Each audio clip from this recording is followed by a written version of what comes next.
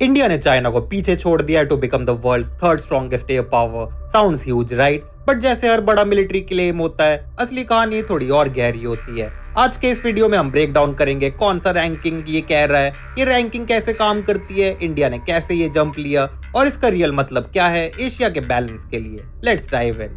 सबसे पहले ये रैंकिंग आई है WDMMA से, यानी world directory of modern military aircraft. उनका 2025 ग्लोबल एयर पावर्स लिस्ट एक स्कोरिंग सिस्टम यूज करता है जिसे वो कहते हैं ट्रू वैल रेटिंग, जिसमें aircraft quality, fleet size, modernisation, readiness और लॉजिस्टिक्स सबको वेट मिलता है। इस रैंकिंग के हिसाब से इंडियन एयरफोर्स का ट्रू वैल रेटिंग है 69.4, जबकि चाइनीज एयरफोर्स का है 63.8। मतलब WDMMA के फॉर्मूला के अकॉर्डिंग इंडिया ने चाइना को पीछे छोड़ दिया है। टॉप पर अभी भी यूएस है, फॉलोड बाय रशिया, और फिर India appears ahead of China. Sounds impressive, पर रैंकिंग सिस्टम समझना जरूरी है। देखिए, WDMMA का ये रेटिंग सिस्टम एक स्पेसिफिक मॉडल है। ये एक ही फॉर्मूला नहीं है जहां से दुनिया रैंकिंग करती है। हर इंस्टीट्यूट का अपना कैलकुलेशन होता है। ट्रू वैल रेटिंग में मॉडर्न इक्विपमेंट और ऑपरेशनल रेडीनेस को ज्यादा इंपॉर्टेंस मिलती है, इसलिए इंडिया का मॉडर्नाइजेशन एफर्ट यहाँ शाइन करता है। अब कंपैरिजन करते हैं बाकी रैंकिंग से। Global fire power, flight global और जेन्स जैसे सोर्सेस अभी भी कह रहे हैं कि टोटल एयरक्राफ्ट नंबर्स में चाइना अभी भी आगे है।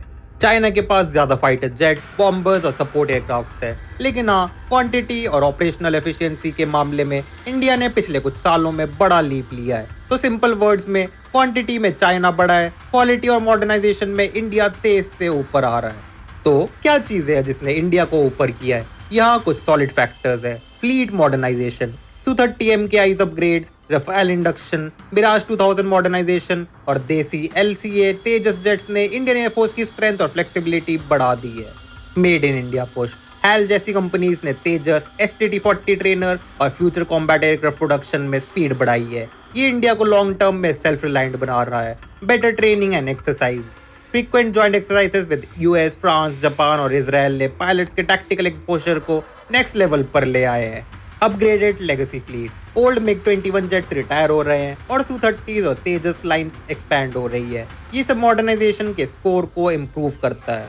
तो अब सवाल ये है, क्या इंडिया सही में world's third strongest air power है? Answer depends on how you define it. WDMMA के मॉडल के हिसाब से हाँ, इंडिया ने चाइना को सरपास कर दिया है, लेकिन अगर आप टोटल फ्लीट, इंडस्ट्रियल पावर और प्रोडक्शन कैपेसिटी देखें तो चाइना अभी भी थोड़ा आगे है।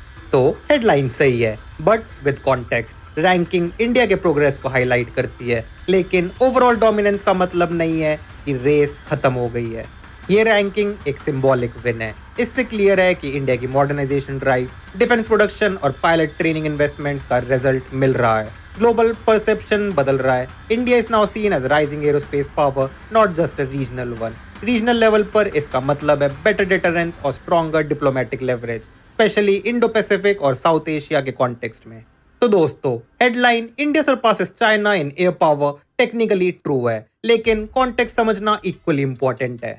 इंडिया का ग्रोथ ट्रेजेक्टरी अब क्लियर है, मॉडर्नाइजेशन, सेल्फ रिलायंस और कैपेबिलिटी एक्सपेंशन की तरफ। बस अब टेस्ट यही है, क्या हम ये मोमेंटम मेंटेन कर पाएंगे या नहीं। आपका क्या कहना है? क्या इंडिया नेक्स्ट डेकेड में truly global air super power बन सकता है? कमेंट सेक्शन में लिखिए अपना ओपिनियन। लाइक करें, सब्सक्राइब करें और बेल आइकन दबाएं for more defence and tech explainers.